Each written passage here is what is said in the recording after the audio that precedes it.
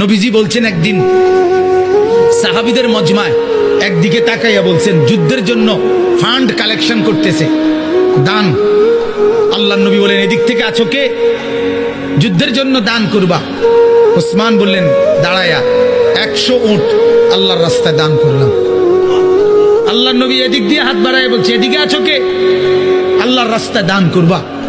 ওসমান ওই দিক দিয়ে ঘুরে এসে এনে আইয়া দাঁড়াইয়া কয় 100 উট আল্লাহর রাস্তায় দান করলাম। 200 হইল। মাঝ বরাবর হাত দেখাইয়া নবী বলছে এদিকে কে আছো? আল্লাহর রাস্তায় যুদ্ধের জন্য দান করবা। ওসমান এখানে এসে বলছে আল্লাহর রাস্তায় আরো 100 উট আল্লাহর রাস্তায় দান করলাম। 300 হইল। ভাইয়া 6 বার নবীজি বলছে আর কে আর কে আর কে? 6 বারই ওসমান দাঁড়াইয়া দাঁড়াইয়া বলছে 100 100 100 100 100 100 600। কয়শো? 600 উট।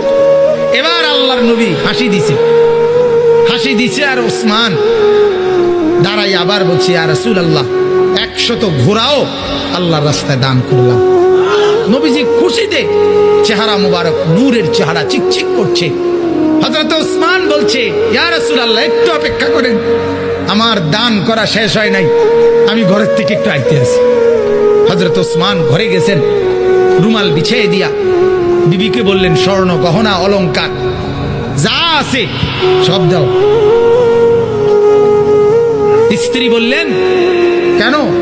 বড় কোনো পার্টি, উনি ব্যবসায়ী ছিলেন তো, বড় কোনো মহাজন বড় লেনদেন মানে বড় পুঁজি খাটাইতেছেন নাকি?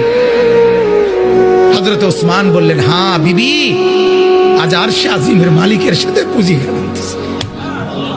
আজকের মহাজন সবচেয়ে বড় মহাজন, আজ জান্নাতের বিনিময়ে পুঁজি খাটাচ্ছি বিবি। হযরত ওসমান সমস্ত গহনা স্বর্ণ রৌপ্য নিয়ে আল্লাহর নবীর সামনে রুমাল খুলে দিছে।